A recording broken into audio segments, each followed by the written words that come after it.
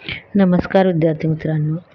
तृतीय वर्ष कला मराठी अभ्यास पत्रिका क्रमांक 4 मध्ययुगीन मराठी वाङ्मयाचा इतिहास भाग 1 यातील आपण वारकरी पंथीयांचं वाङ्मय हा घटक क्रमांक 3 अभ्यासणार आहोत.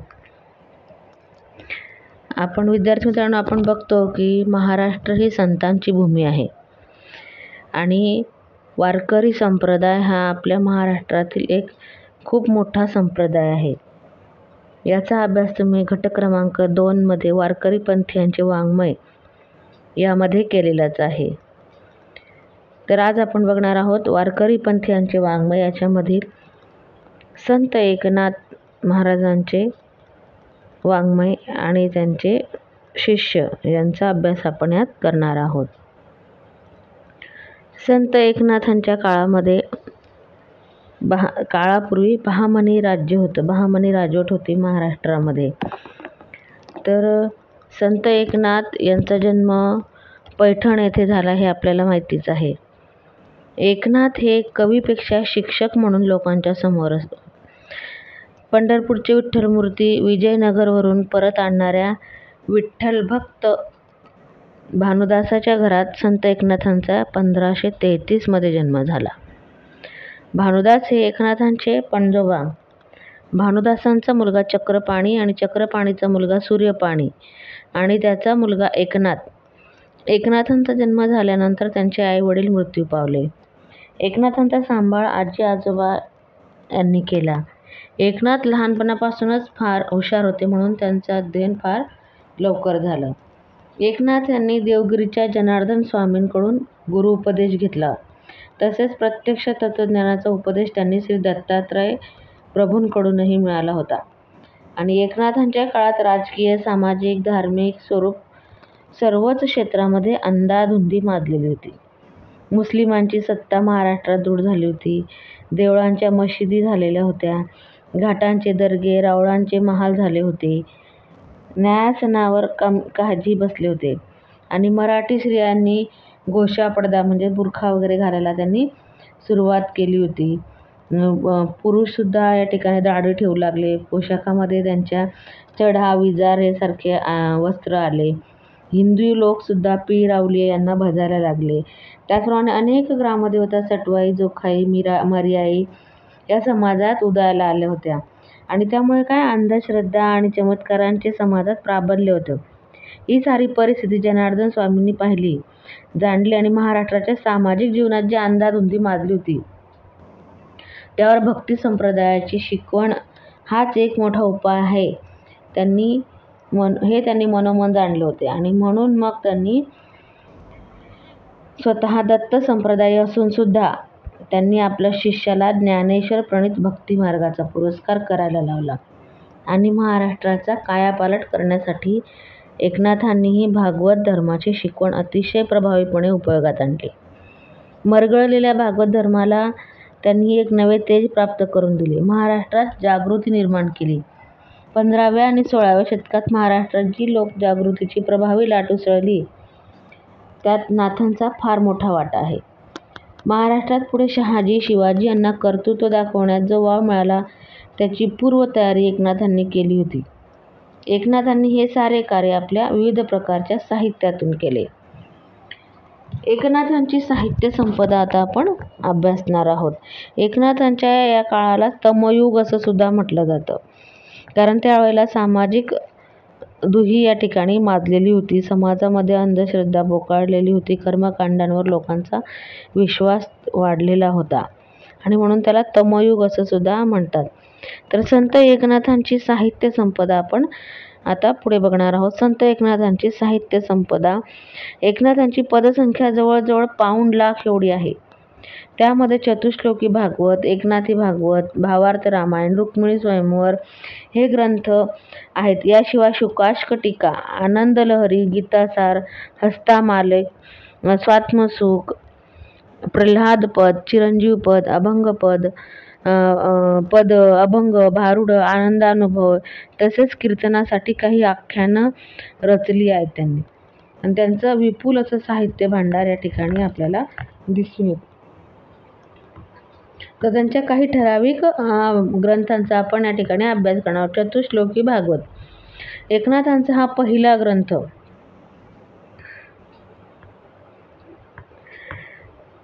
टीकात्मक ग्रंथ आहे. या ग्रंथाची ओवी संख्या आहे 1036. नाथांचे तत्वज्ञान आणि नीतिविषयक ज्ञान यात प्रकट झाले आहे.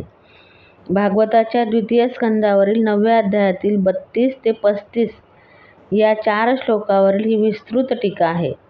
यात सर्वाभूती सद्भाव, सर्वाभूती भागवत भाव ही त्यांची वृत्ती या ठिकाणी प्रकट झालेली आहे. हा पहिलाच ग्रंथ असल्याने नाथ येथे अत्यंत विनयाने आणि संकोचाने बोलतात. केवळ संतांच्या कृपेमुळे आपल्या बोलण्याला ब्रह्मज्ञानाची सखोलता, प्रेमाची नित्य नूतनता प्राप्त झाली आहे असे म्हणतात. आपल्या ग्रंथ लेखनाचे सारे श्रेय त्यांनी गुरुचरणी अर्पण केले आहे. पुढील त्यांचा ग्रंथ आहे एकनाथी भागवत. जवळजवळ 20,000 ओव्यांचा हा ग्रंथ आहे. मूळ भागवताच्या 11 स्कंदावरील विस्तृत, रसाळ आणि सुबोध अशी ही टीका आहे. मूळ भागवत ग्रंथ हा नारदांनी व्यासांना सांगितला, व्यासांनी शुक्राचार्याला सांगितला आणि शुक्राचार्यांनी परीक्षिताला सांगितला. मुळात संस्कृतमध्ये हा असलेला ग्रंथ मराठीत आणून नाथांनी लोकांसाठी ज्ञानाची कवाडं उघडी केली, मुक्तीचे द्वार उघडले. या ग्रंथलेखनाची सुरुवात पैठणला झाली आणि काशी मुक्कामी या ग्रंथाची पूर्णता त्यांनी केली. ज्ञानेश्वरांनी ज्ञानेश्वरी मराठीत सांगितली. एकनाथांनीही भागवत मराठीत सांगून ज्ञानेशांचेच कार्य पुढे सुरू ठेवले. एकनाथांच्या या कार्याला काही कर्मठ ब्राह्मणांनी त्यावेळी सुद्धा विरोध केला होता.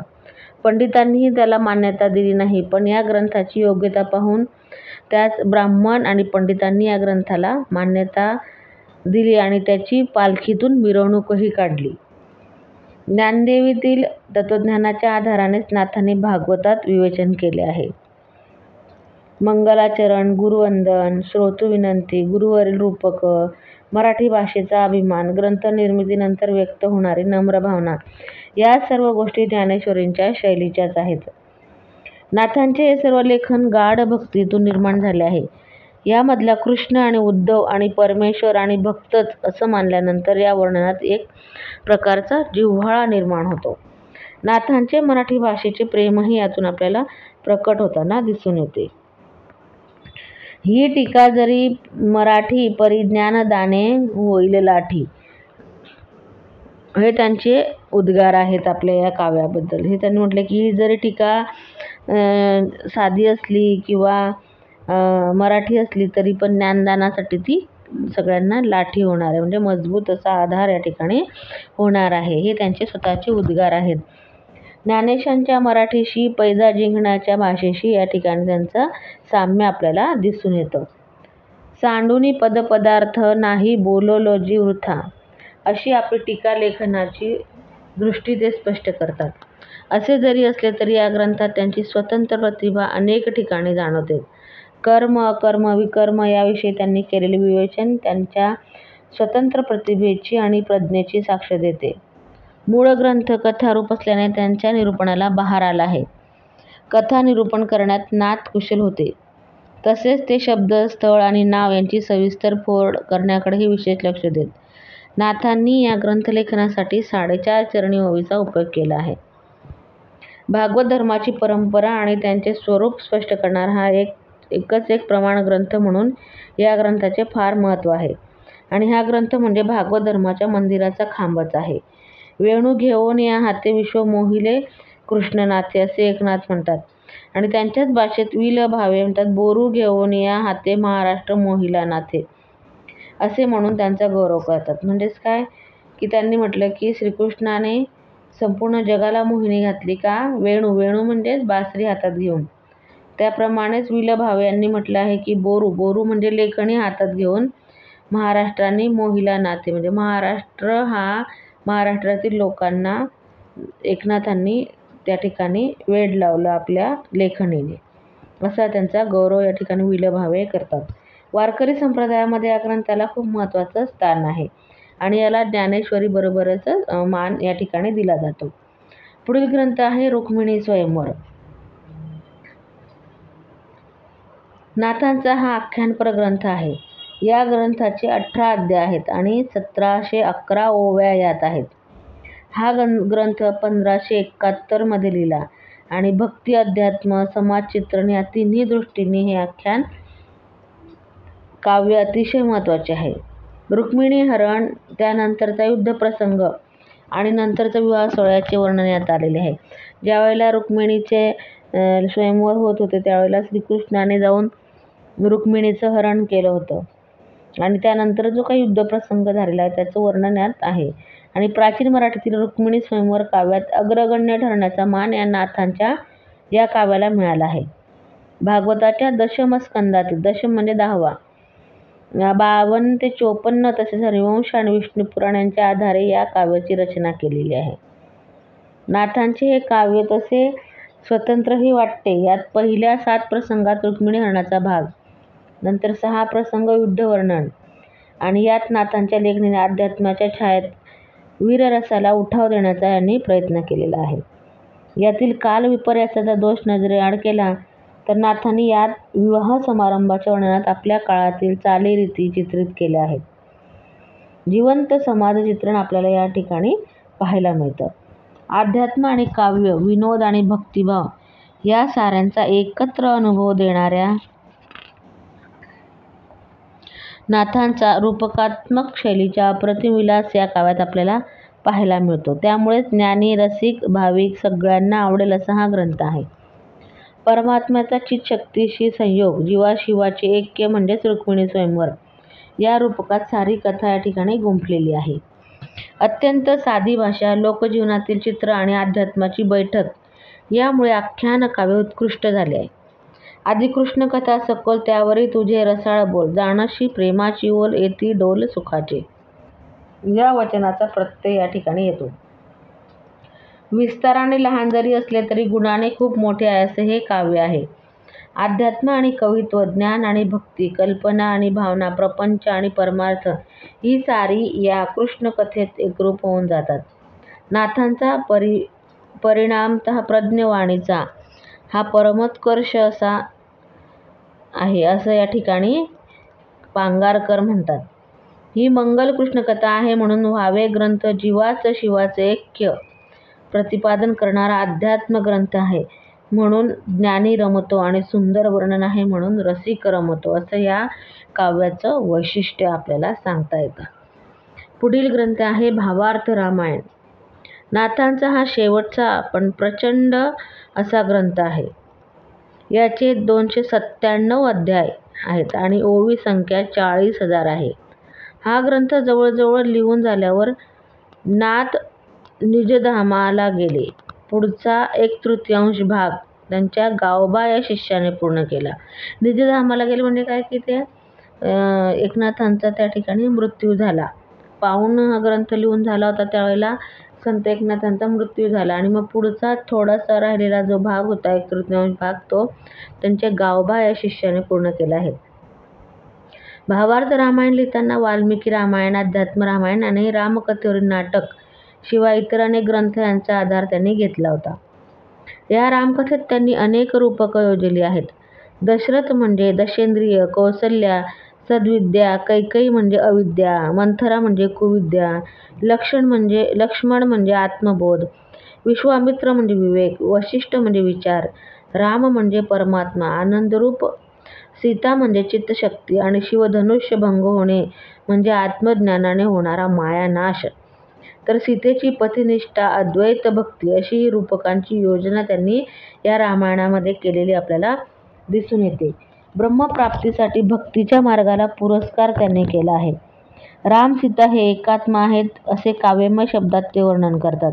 सीता रस आहे तर राम स्वाद आहे, सीता पुष्प आहे तर राम सुगंध आहे, सीता बुद्धी आहे तर राम बोध आहे अशा शब्दातून राम सीतेची एकात्मता वर्णन या ठिकाणी ते करतात. या वर्णनात अद्वैत सिद्धांताचे उदाहरणही देतात. नाथांनी प्रापंचिक रामकथेला पारमार्थिक केले. त्याचे भावार्थ रामायण खऱ्या अर्थाने अध्यात्म रामायण आहे. या पौराणिक रामकथेतून प्रपंच झाला ब्रह्मरूप या अद्वैताचा ज्ञानेश्वरीय सिद्धांत नाथांनी या ठिकाणी विशद केलेला आपल्याला दिसून येतो. या अध्यात्मदृष्टीला साजेसे विचार, गांभीर्य आणि भाषेची प्रौढी या ग्रंथात आपल्याला दिसते. ज्ञानी निवती परमार्थ बोधे, पंडित निवती पदबंधे, लोक निवती कथाबंधे, ग्रंथ संबंधे जगनिवे, असा हा ग्रंथ आहे. म्हणजे ज्ञानी लोक जी आहेत ती परमार्थाच्या बोधाने संतुष्ट होतात. पंडित लोक काय बघतात? पदरचना बघतात. तर लोक जी आहेत ती कथा कशी आहे त्यातली कथा त्यांना आवडते, त्याच्यातून ते हे होतात. आणि ग्रंथ आणि हा सगळा संपूर्ण ग्रंथ जो आहे त्याच्यामुळे संपूर्ण जग हे या ठिकाणी ज्ञानी होत असतं किंवा शांत होत असतं, असा हा ग्रंथ आहे. सर्वांचे समाधान करणारा, रामप्राप्तीसाठी आणि परमार्थ साधण्यासाठी ही वृत्ती गुणातीत गुणविरहित व्हायला पाहिजे. यासाठी गुरुसेवा, हरिकीर्तन, नामस्मरण ही साधना नाथ सांगतात. या दृष्टीने सीता आणि हनुमंत या दोघांची चित्र नाथांनी आदर्श भक्त म्हणून रेखाटली आहेत. देशकाल आणि परिस्थितीनुसार रामायणातील राजकारण अगदी योग्य वेळी विशिष्ट हेतूने नाथांनी लोकांसमोर ठेवले आहे. त्यांचा हेतू राष्ट्रीय स्वरूपाचाच होता. हे चतुरस्त्र ज्ञानी होते. तत्कालीन परिस्थितीचे सूक्ष्म अवलोकन आणि परिस्थितीची स्पष्ट जाणीव त्यांना होती. म्हणून धन्यार्थाने यात राजकारणही आले आणि रामचरित्राचे खरे रहस्य देवांच्या बंधमोचनात आले. ही गोष्ट पुन्हा पुन्हा सांगून पारतंत्र्यात जीवन जगणाऱ्या लोकांच्या मनावर स्वातंत्र्याचे महत्त्व त्यांनी या ठिकाणी बिंबवलेले दिसून येते. पारतंत्र्यात यौवनांची सेवा करणाऱ्या लोकांच्या पुढे त्यागी, पराक्रमी, स्वाभिमानी, सहिष्णू आणि धीरोदात्त रामाचा आदर्श त्यांनी यात ठेवलेला आहे. या रामायणात हनुमान लंकेत फिरतो तेव्हा हनुमानाला जे तिथलं चित्र दिसतं ते एकनाथांनी जे वर्णन केले आहे ते एकनाथकालीन परिस्थितीचेच आहे असे म्हटले पाहिजे. अध्यात्म आणि बोधाबरोबर तत्कालीन समाजाचे चित्र या दृष्टीने एकनाथांच्या रामायणाचे विशेष महत्त्व आहे. रामायण एक वेगळ्या दृष्टिकोनातून लोकांसमोर त्यांनी ठेवले आहे. इतर ग्रंथसंपदा एकनाथांची भरपूर आहेत. एकनाथांनी हस्तामली, शुकाशकटिका, आनंदलहरी, गीतासार, स्वात्मसुख, चिरंजीवपद इत्यादी अध्यात्मपर प्रकरणं लिहिली आहेत. या सगळ्यांची एकूण ओवी संख्या जवळजवळ 4000 आहे. या ग्रंथामधून त्यांनी आत्मा, सत, चिदानंद, जीवनमुक्त समाधी या विषयांवर विवेचन केले आहे. या सर्व प्रकरणांवर त्यांचा व्यासंग होता आणि आध्यात्मिक अधिकारही त्यांची छाप या ठिकाणी आपल्याला दिसून येतं. त्याचप्रमाणे या ग्रंथाच्या निवेदन शैलीवर ज्ञानेश्वरांच्या शैलीचाही प्रभाव आपल्याला दिसून येतो. याशिवाय या प्रकरणामधून स्त्री सहवासाची आसक्ती, परान्न प्रीती, लौकिक आणि कीर्ती या गोष्टींची हाव साधकाला बाधक ठरते असाही उपदेश यामध्ये त्यांनी केलेला आहे. तर ही झाली संत एकनाथांची अभंग